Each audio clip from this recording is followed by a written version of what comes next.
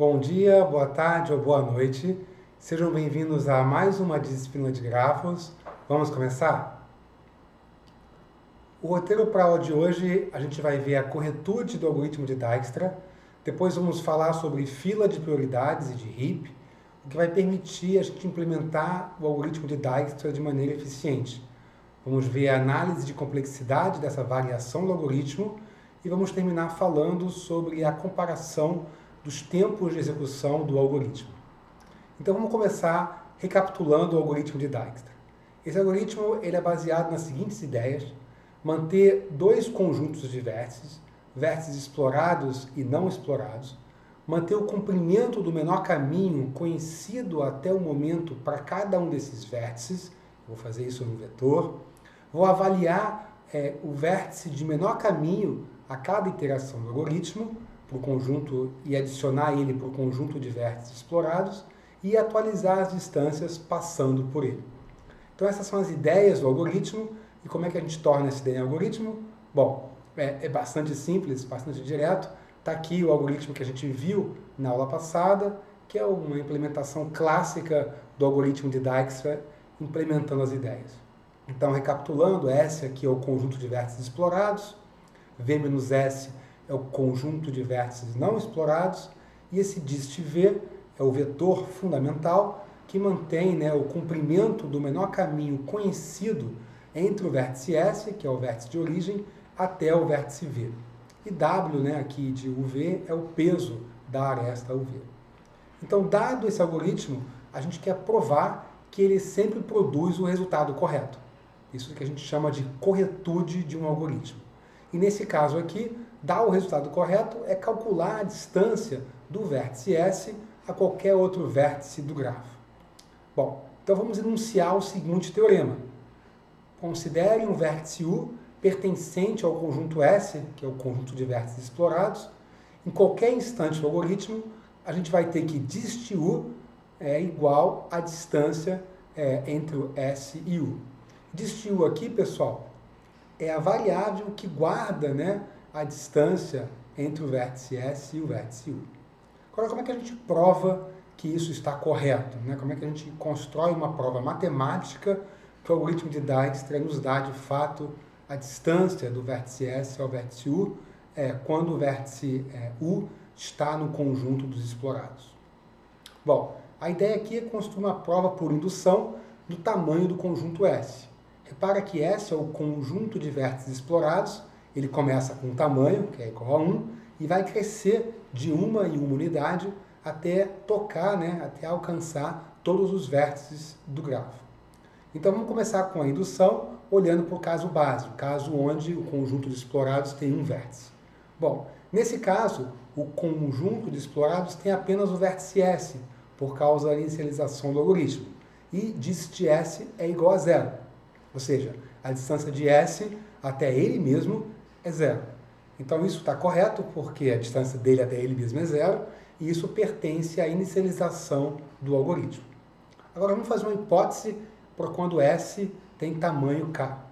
Então, nesse caso, a gente vai assumir que quando o conjunto de explorados tem um tamanho K, vamos assumir que dist de U para todo vértice dentro desse conjunto é igual à distância entre S e U. A gente vai assumir que ele está correto.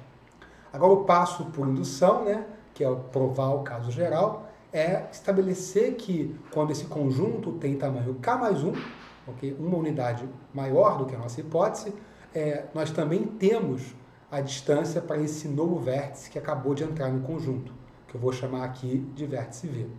Ou seja, no passo K mais 1, o algoritmo adiciona o vértice V ao conjunto e a gente vai mostrar que o caminho do vértice S ao vértice V adicionado tem comprimento mínimo, ou seja, nós vamos ter a distância até o vértice V.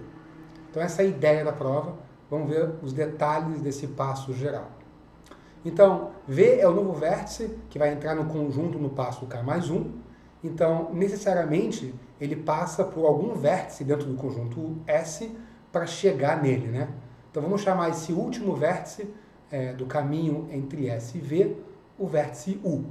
Então, o V é a última aresta do caminho PV que tem um vértice dentro do conjunto S, que é o vértice U, e esse nosso vértice V que está sendo adicionado no passo K mais 1 do algoritmo. Repara que, pela hipótese, P de U, o caminho que vai de S até U, é mínimo, ok? Porque U pertence já ao conjunto do vértices explorados.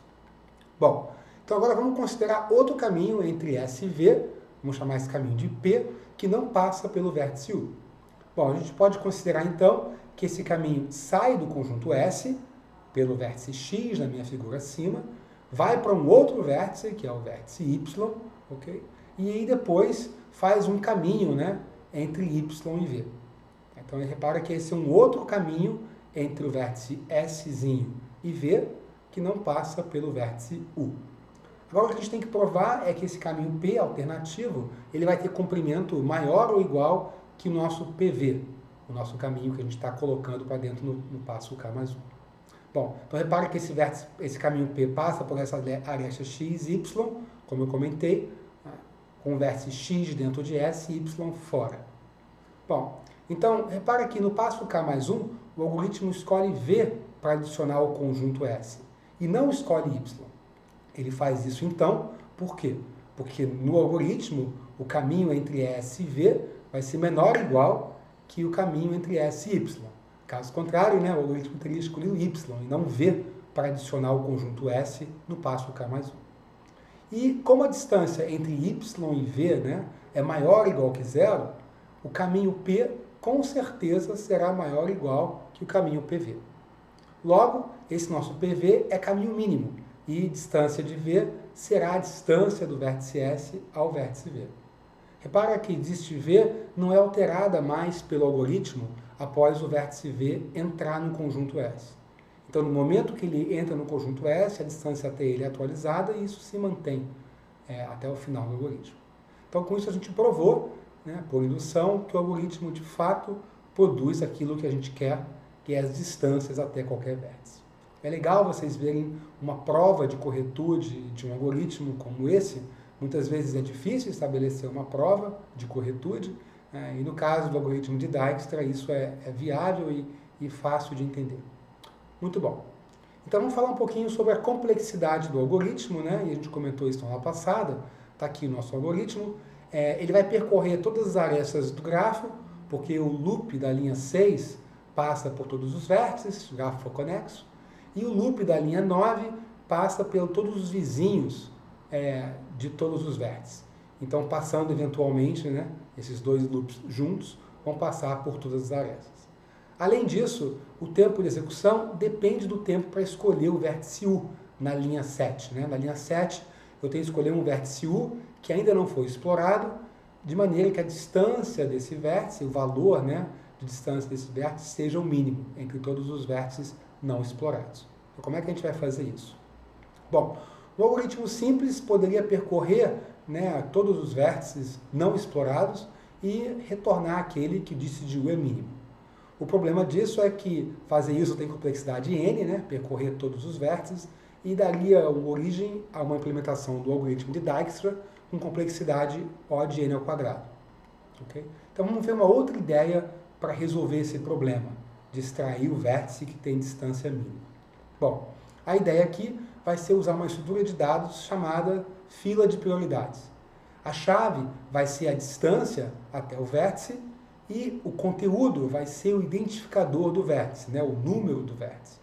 E aí com isso a gente vai conseguir extrair o vértice de menor distância, extrair o mínimo, né, dessa estrutura de dados e atualizar as distâncias. Reparem que quando a gente processa um vértice no algoritmo de Dijkstra, nós temos que atualizar as distâncias dos vizinhos daquele vértice.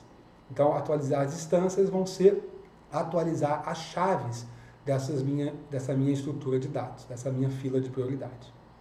Então, uma fila de prioridade, se você ainda não conhece, vou te apresentar agora, é chamada de Priority Queue, em inglês, e é uma estrutura de dados poderosa. Ela mantém um conjunto de elementos SES e cada elemento desse possui uma chave, que é o número de prioridade. Então, chave e prioridade é a mesma coisa aqui, ok? E aí eu vou ter operações básicas nessa estrutura de dados, como inserir um novo elemento, remover um elemento e modificar valores da chave de elementos que já estão na estrutura. Okay? A boa notícia é que a complexidade de pior caso, para cada uma dessas três operações, remoção, inserção e modificação das chaves, vai ter custo log de n. Então repara que eu tenho n elementos na minha estrutura de dados, mas eu pago um preço log de n para fazer qualquer uma dessas três operações. O caso médio para alguma dessas operações pode ser menor ainda, pode ser um tempo constante, que não dependa do tamanho da estrutura, ok? Isso vai depender da implementação da sua fila de prioridade. Existem dezenas de maneiras de você implementar a fila de prioridade. Uma famosa, que tem essa propriedade de tempo constante para algumas operações, é chamado de Fibonacci Heap ou Heap de Fibonacci. Okay? Muito bom. Então, Heap, na verdade, é o nome que a gente dá à implementação de uma fila de prioridade. Então, uma fila de prioridade vai ser implementada com um Heap, um outro nome para isso. Então, é uma estrutura de dados formada em árvore. Então, o Heap vai ser, na verdade, uma árvore na memória, vai estar organizada como sendo uma árvore na memória do computador para guardar esses dados. E o que ele vai fazer é armazenar conjunto de elementos, né? Esses elementos, todos eles têm uma chave, que é a prioridade, e algum conteúdo, ok? Que eu nem vou mostrar aqui, mas o conteúdo é alguma informação que você quer guardar. No nosso caso aqui, a informação é o número do vértice, por exemplo. Bom, essas chaves, elas vão definir a árvore. Então, o min heap vai ter uma única propriedade, que é a chave de U, vai ser menor ou igual que a chave de V, quando U é pai de V nessa árvore. Então, o min heap vai ser usado para colocar o menor valor na raiz. E o max heap é o contrário, a chave de U vai ser maior ou igual que a chave de V, quando U é pai de V. Tá? E esse caso é usado para remover vértices de maior prioridade primeiro. Muito bom. Então, repara que a única coisa que eu preciso garantir no meu heap é essa propriedade, que a chave do pai é menor do que a chave do filho, ou que a chave do pai é maior que a chave do filho. A gente vai trabalhar aqui no restante da aula só com min heap, ok? Mas tudo que eu vou falar aqui, vale também para o max heap. Então vamos olhar para um heap muito simples, que é chamado de heap binário, porque a estrutura de dados vai estar organizado numa árvore binária cheia, ok? E isso permite uma implementação muito fácil desse heap. Então repara que nessa árvore, cada nó tem no máximo 2 filhos, né? Então o vértice 7 e a chave 7 tem 2 filhos, 8 e 10. Então se você olhar para esse heap, você sabe que ele é um heap mínimo, min heap, porque a raiz dessa árvore tem a menor chave dentre todas as chaves. Então esses números aí, pessoal, 7, 8, 10, 9, 12 e 15, são os valores das chaves que estão sendo guardadas no heap. Não confundir isso com o conteúdo, que não está sendo mostrado aí na figura, ok? Muito bom. Então a gente precisa de 3 operações básicas: adicionar, remover e atualizar o valor da chave. Repara que um heap não serve para fazer busca, porque o heap não está ordenado, né? Por exemplo, imagina se você estivesse buscando pelo elemento cuja chave é 12. Se você começar pela raiz, você não sabe se o 12 está descendo pelo filho 8 ou descendo pelo filho 10. Essa heap não está ordenado, ok? Então o heap não serve para fazer busca. O que ele vai servir é para extrair o mínimo e fazer remoção e atualização de chaves de maneira ordenada. Muito bom. Então vamos ver essas operações. A inserção, como é que ela funciona? A inserção é muito simples. Eu adiciono o elemento na última posição da árvore, okay? Na última posição disponível na minha árvore binária, e aí eu troco de posição com o pai, subindo pela árvore, até garantir o heap order. Como é que eu faço a remoção? Bom, a remoção eu sempre removo a raiz, porque é o elemento de menor chave, de menor prioridade, e aí depois que eu removo a raiz, eu troco de posição com o menor filho, né? Eu subo o menor filho para aquele lugar, para ocupar aquele lugar, e vou descendo, digamos, com um lugar vazio no heap, até garantir o heap order. Ok? Muito bom. Então eu removo a raiz e movo, o último elemento para a raiz. E aí eu desço com o último elemento até o lugar certo. E a atualização? Bom, a atualização eu vou mudar o valor da chave de algum elemento, e repara que eu vou fazer isso diretamente. Então, eu preciso ter um ponteiro, né? Preciso ter uma maneira de chegar naquele elemento rapidamente. E aí eu chego naquele elemento que está no meio do heap, mudo o valor da chave dele, e aí com essa nova chave ele vai subir ou descer para garantir o heap order. Então vamos ver um exemplo aqui. Imagina que eu adiciono um elemento no meu heap cuja chave é 5. Então repara que esse novo elemento, que tem chave 5, vai para a próxima posição disponível na minha árvore binária, que é aquele ali, né, o filho à direita da chave 10. Bom, ele entrando ali, ele está violando o heap order, né, porque o pai dele tem um número maior do que ele.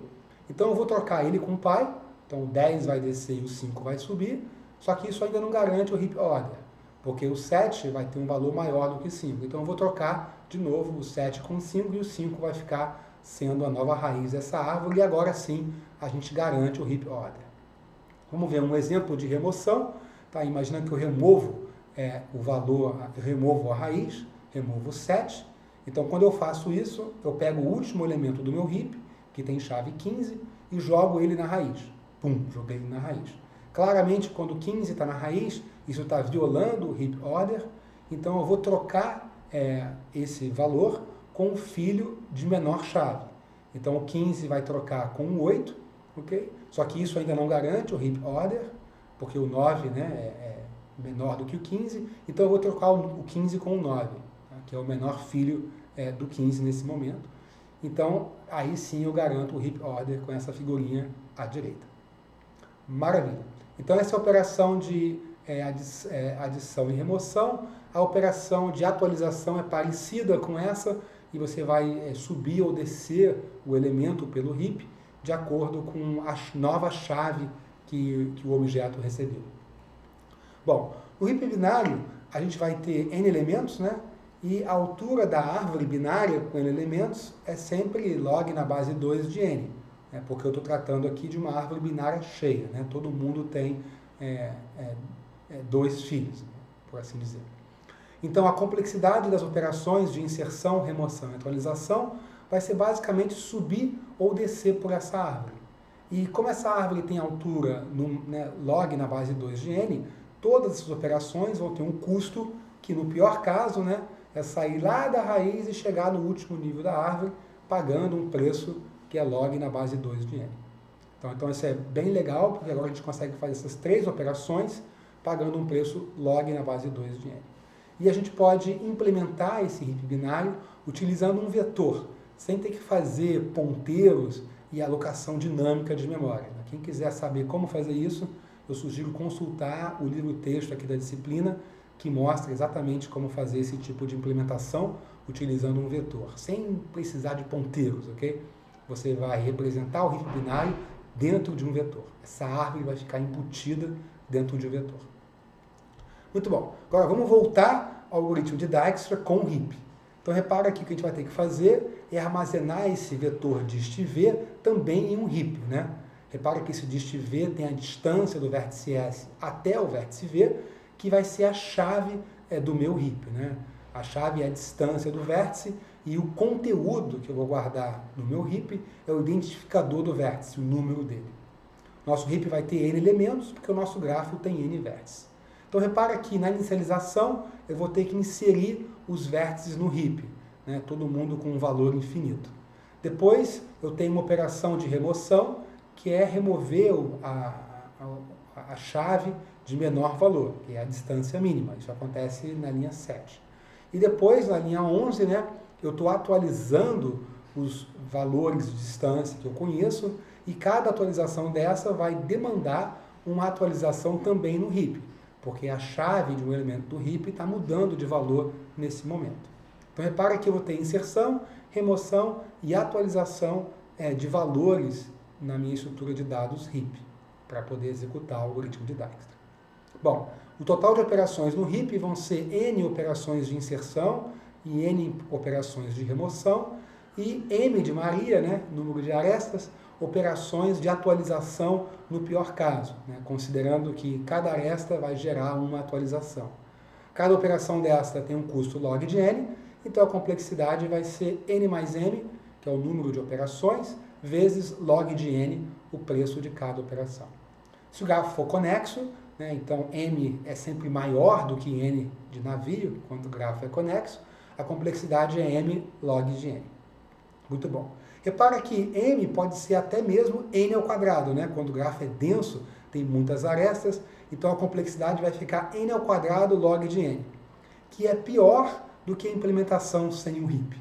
Então isso é bem curioso, né? A gente está tentando tornar o algoritmo mais eficiente, mas se o gráfico for muito denso, a gente vai acabar tornando ele mais lento com o uso do HIP. Então a vantagem aqui do HIP ela é maior para quando o gráfico é esparso, quando o número de arestas do gráfico é muito menor do que o quadrado do número de vértices. Que, né, para a grande maioria dos casos, no mundo real, é o que de fato acontece. Pensa no gráfico do Facebook e outros, eles são muito esparsos, ok? Então vai ser muito vantajoso fazer essa implementação. Então está aqui um slide mostrando uma comparação do tempo de execução de diferentes implementações do HIP. Então, esses gráficos aqui, pessoal, no eixo Y é tempo de execução, em segundos, ok? E no eixo X é o tamanho do gráfico. E é o tempo de execução do algoritmo de Dijkstra. Então, né, nesse artigo aqui, que está aí na citação, ele implementou o algoritmo de Dijkstra utilizando várias variações do HIP e mediu isso em diferentes densidades de grafo. Tá? No gráfico da esquerda, o grafo é um grafo esparso. Só tem 10% das arestas que ele poderia ter. No gráfico da direita, o grafo é um grafo denso. Ele tem 70% das arestas que ele poderia ter. A curva em azul é o caso sem HIP, chamado aqui de naive, né, de ingênuo. Tá? E a gente está vendo que no gráfico da esquerda, o tempo de execução do naive é pior do que o tempo de execução dos outros HIPs. Em vermelho aqui é o HIP binário, que eu acabei de mostrar para vocês. No gráfico à direita, a gente vê que o HIP binário ele se sai pior do que a implementação ingênua. Né? Então, nesse caso aqui, né, aquele fator de log de n começa a pesar e isso fica mais lento do que você não usar uma implementação em HIP, pelo menos do HIP binário. Mas é importante você observar aqui nesse gráfico que implementações de HIP mais eficientes, como o HIP de Fibonacci, nos dois casos, tanto no gráfico esparso quanto no gráfico denso, o tempo de execução é menor do que a implementação ingênua. Tá? Então, repara que essa diferença de teoria e prática, né, é legal a gente ver isso aqui com tempos de execução reais, medidos. Tá? E é legal vocês saberem que diferentes HIPs, diferentes implementações de HIP, têm custos bem diferentes quando acoplados aqui ao algoritmo de Dijkstra. Muito bom, pessoal. Isso é basicamente tudo que eu tinha para a aula de hoje.